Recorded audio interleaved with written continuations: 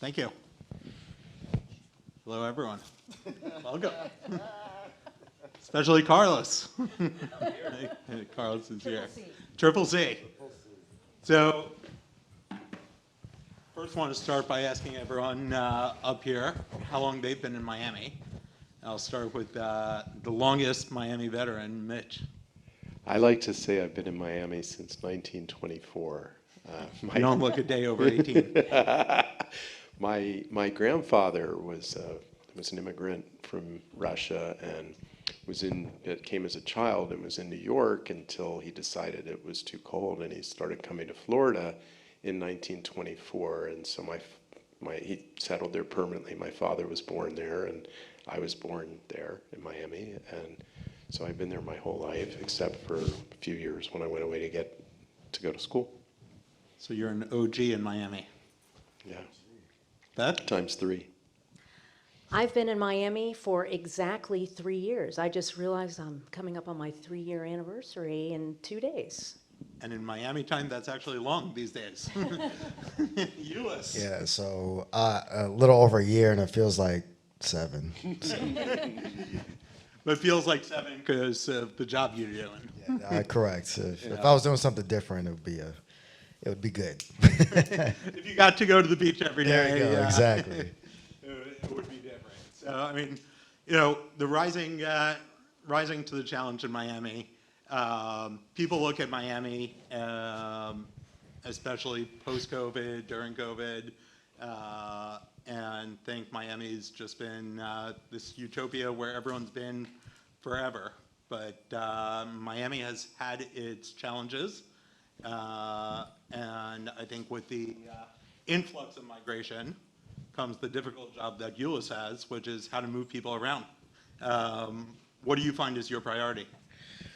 Well, first and foremost, the biggest priority we have for the county is our SMART program, which is early in the other panel, but it is a commitment to expand our mass transit system throughout the county. As history, there was a half-penny sales tax that was passed back in 2002 that was passed for the primary purpose of expanding transit within Miami-Dade County.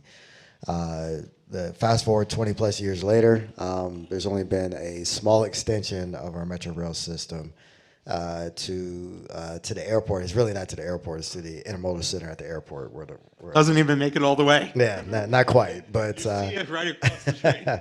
So our focus is to actually deliver on all these projects, and this is everything from the current project that we have underway, which is a 20-mile all battery electric bus rapid transit system that we're building out now. It's under construction, should be done by the year 2023, operational hopefully in the first half of 2024. One of the longest all electric battery powered BRT systems in the country. We're building out 14 iconic stations, and it's not your grandfather's bus stop, right? So these are stations that mimic a rail station, and they're beautifully built, and we're excited about that. We've finally gone vertical on about 5 of our stations, and the community is starting to feel that, hey, this is something different, and it's going to be a good amenity for people that especially live in South Dade, in Florida City and Homestead, which are some of our low-income population that exists within the county, and they'll be able to get to downtown much quicker than today. And then we have 3 other projects that we're very excited about. One is actually doing a commuter rail project, leveraging an existing freight rail line, leveraging the unutilized capacity there. It's the same freight rail line that Brightline uses for the inner-city passenger service, but we're looking at instituting a commuter rail service, so we're excited about that, and just received over $100 million from the state to move forward with that project, so we're excited. And then the other 2 projects, which I'll mention, which we made a big, huge announcement this past 2 weeks. One is a project that is going to connect the city of Miami to Miami Beach. It's called the Bay Link. It's in Miami. There's really no way to get between the mainland, city of Miami, to the beach without using your car. And this is going to be an opportunity to extend our existing people mover system, which is an automated people mover system, to the beach. And we're excited about that. Will relieve a lot of congestion, and that link will connect in with our existing system and make essentially a seamless mobility option for folks. And then the last corridor I'll mention is the North Corridor, where we made an announcement that we're looking at expanding our existing Metro Rail system to do it in a phased approach and try to accelerate the delivery of that project to expand that heavy rail option up to the stadium and build the respective other stations through an area that needs this mobility option the most. And so that's about a 10-mile extension of our Metro Rail system. We're excited about that. So for us, it's all been about figuring out ways to deliver on the expectation that was set from the public 20 years ago, and we're really in the best position to do that. And as someone who chose recently coming to Miami, what brought you to Miami, and where do you see the future? Actually, and it's an interesting story because prior to moving to Miami, I lived 2 counties north. And when I moved into Miami, I actually moved into downtown, into the heart of downtown. Prior to working with HNTB, I was a Florida Transportation Commissioner for almost 8 years. And mobility innovation was something that I became really passionate about. And I had actually worked in Miami before, during another point in time during my career. And one of the things that I really loved about Miami, being a Florida native, is the fact that you have all of these transportation options available to you, particularly if you live downtown. And if you want to know the real story, I know Triple C's up there. Carlos knows the story. Eulois knows the story. An area that I'm very passionate about is advanced air mobility. And at the time, it was urban air mobility was the focus. And I read about this tower going up in downtown Miami that had redesigned its rooftop to be a skyport for air taxis. And it was within walking distance of the Brightline station. For those of you that don't know, Brightline's like an express rail service between Miami and Fort Lauderdale and West Palm Beach, soon to be open within a year, all the way to Orlando, and 2 other stops there. But I said, I've got to get on the Brightline and ride down and check this place out. And when I did, and I saw that the location was also very close to the Metro Mover, which is an APM solution, as well as all of the other amenities around the heart of downtown with the arts and restaurants and things of that nature. Is like that. This is the place. This is the place for me. So also being very familiar with Eulois's department and knowing what was coming, the promise of mobility innovation and the priorities being set forth by the county. I just had to live there. And I was one of those stories because there were a lot of folks during the course of the past several years that are moving up north, like into the county I lived in. But now with all of this transformation that will be happening in the city and in the county, it just makes it a great place to be for access and so many other reasons. Mitch, you focus a lot on local governments. So Miami has 34 municipalities. How do they work together, and how can they work together? As the influx comes into Miami, what needs to be done working together between these 34 cities? Well, there are a number of things, right? In the best cases, the county cooperates with the cities and lets the cities take some of the burden of making these accommodations themselves, and it allows them to do it in a way that maintains the sense of place, which is important to a lot of the cities, especially the cities that have invested a lot in that. What I think people may not realize is that it was only recently that the majority of people in Dade County were in incorporated cities, and very recently the majority of people in Dade County were in unincorporated areas of the county. They weren't in municipalities, and the county provided all of their services. But there's been a movement, and you know, it depends on the policy of the county commission at the time, but there's been a movement to, for different areas to create their own municipalities in order to have that sense of place and some control over planning. That creates a challenge, obviously, when there's a regional need that a city is unwilling to meet because just within the personality of that city, it's just not popular. One of the cities I represent is very wealthy. It has beautiful homes on very big lots. And whenever anybody proposes adding a sidewalk or a shared use path, it sets off a civil war. And that's problematic when you're trying to design a countywide trail system or bike system. And so those are big challenges, and we rise to them by eventually agreeing.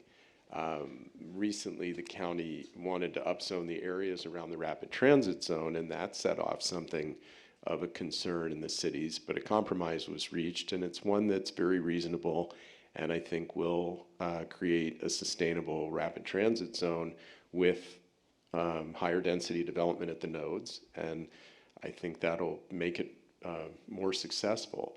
I also have some great success stories about cooperation where cities use their own funds to supplement the county's, for example, a park and ride facility all the way down in Homestead. That worked out great. I wanted to say something just in a historical perspective, which is that we've thrived and we've grown in ways that other cities in Florida haven't grown.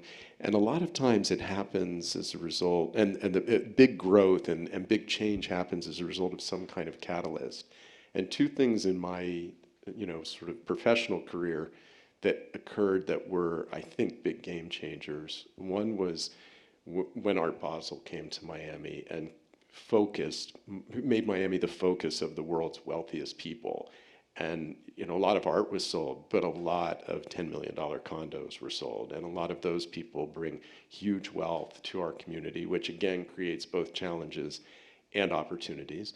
And then the next thing was that someone found, a private equity firm said we ought to revitalize passenger rail and invested a tremendous amount of money that something that would not have happened. We would have never been able to do that with public funds. And it provides us with a kind of a basis to build on that, now that we didn't have to fund.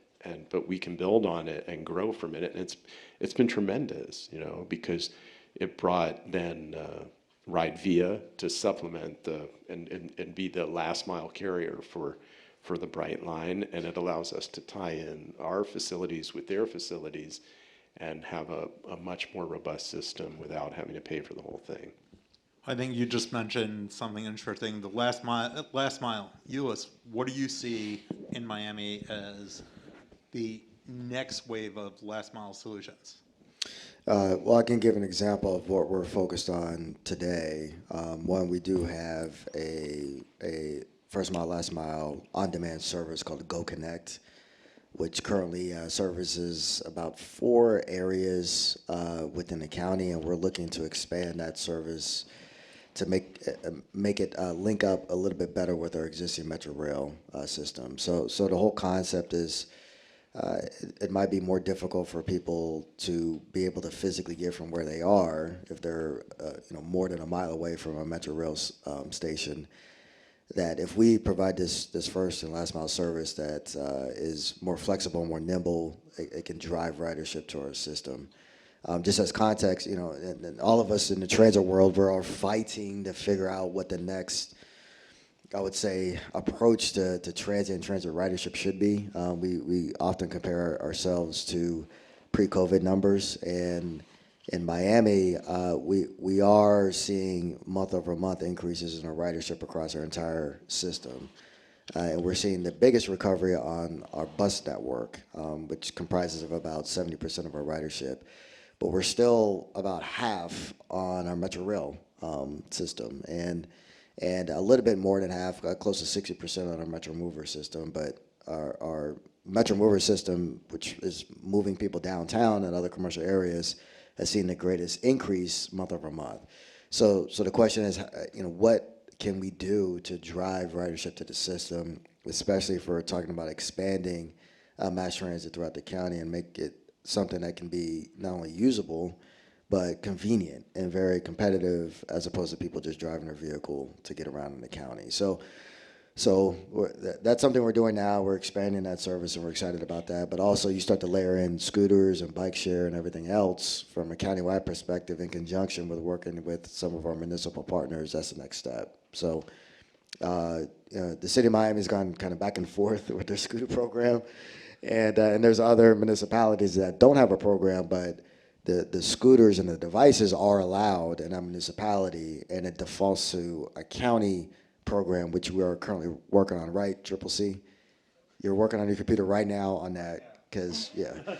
So that's the next step as well. And it's important that for our department that we're providing these layered services that can be utilized by people in an easy, convenient way to not only help them out individually, but help out our system as we continue to expand it.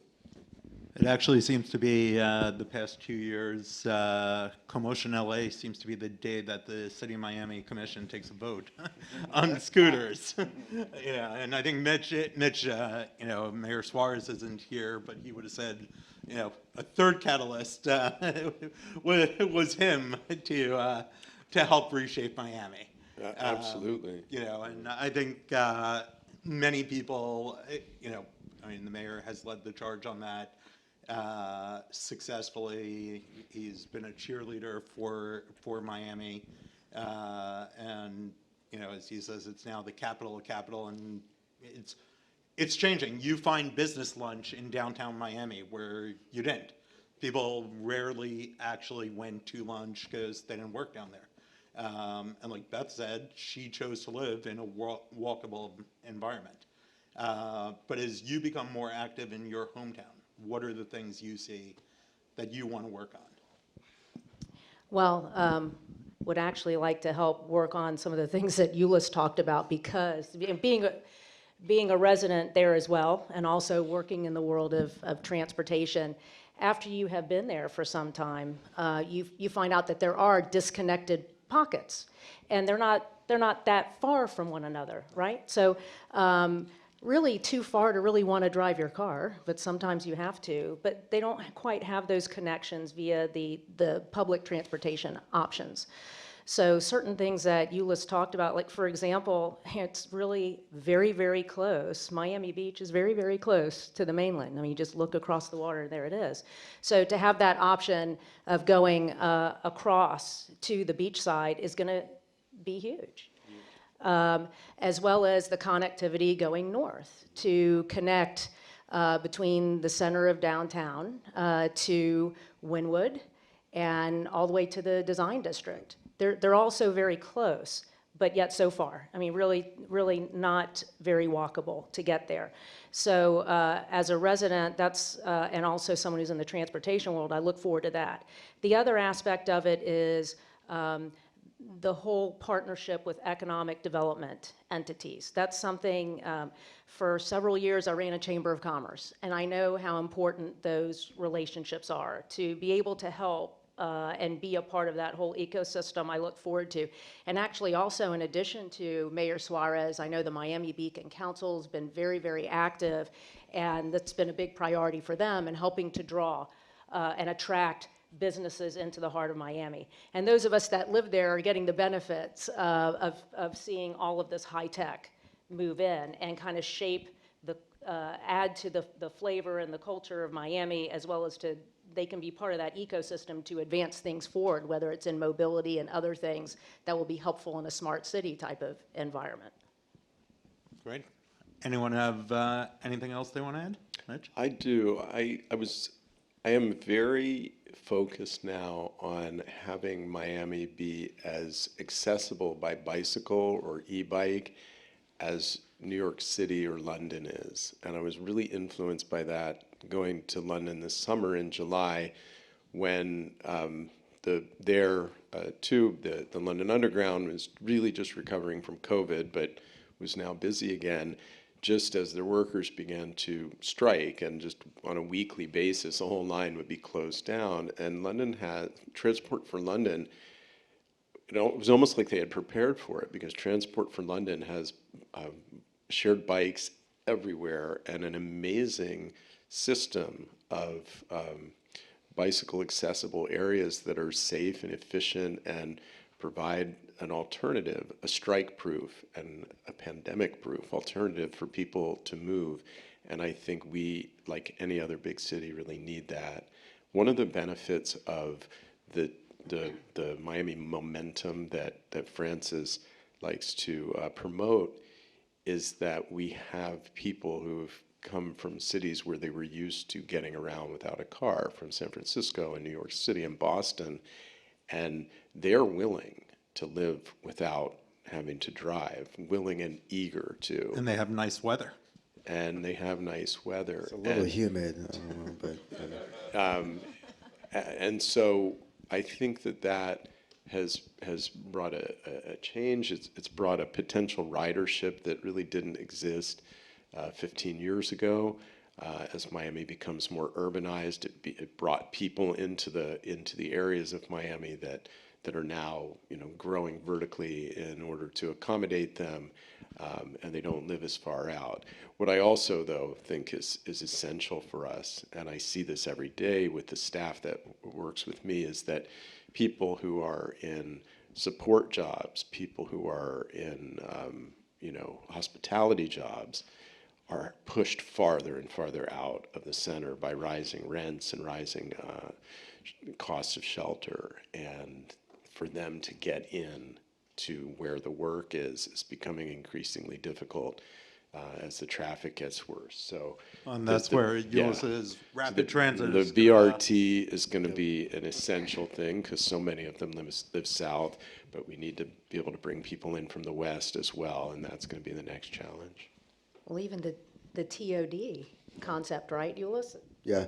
So, and going back to that, I think as an example, our Douglas Road Metro Rail station is probably one of the best examples of how a developer has integrated transportation into that development. So, and to the point where the building is built with artifacts that are transportation related. The artwork are like subway station lines. There's artwork of bicycles. That entire development, which is about, it's in 2 phases. It's going to be 800 units, and it's right there at the Douglas Road Metro Rail Station. They were able to actually accommodate and build for us a intermodal bus facility that's right embedded into their development. And there's a boutique grocery store as well that is an anchor tenant there. And the whole concept, we had the team kind of tour this development. And the whole concept is, well, somebody should be able to come home. They can take, after they take their trip on Metro Rail or on one of our buses, they would go to the grocery store and go up to their unit and enjoy their life, right? And get time back, which is not only a convenient aspect of it, but it allows the connectedness between a mass transit system and proper land use planning and a development community that gets it, right? So as Miami starts to grow, I think all these aspects are converging, where you're starting to have better development to help accommodate a future more sustainable Miami-Dade. There's something else that I think might be worth bringing up. And some of you may have seen a couple of panels related to this, but Miami also has been a focus for urban air mobility. And although it may not happen on the rooftop of my condo tower, it will happen in and around the county. So Miami has been an attractor, just as Los Angeles has been, New York City, to companies, eVTOL, electric vehicle takeoff and landing companies in the surrounding ecosystem and advanced air mobility, because of the population density, because of some of the opportunities to maybe fly above the congestion that happens within the county. We were just talking about the drive to Cutler Bay, right? Yep. Which I have not had the fortune to do, but we could do it together next week. Okay, I'll do that. It'll be a field trip. Exactly. Literally, it'll be a field trip. But the various companies within that ecosystem no pun intended, have been descending on Miami. It's a really hot market for that, and it's because it would be something that meets their business model. So that's something else that's really exciting that just shows Miami as an attractor for this, in particular, a high-tech mobility option to add to the cadre of other options within the city for mobility. I think or county. Miami, as far as AM goes, is perfectly situated for that. So I think with that, it's 3:30. So I want to thank Beth, Mitch, Eulois, thank John, Tim, and everyone at CoMotion, and we look forward to welcoming everyone in Miami in April.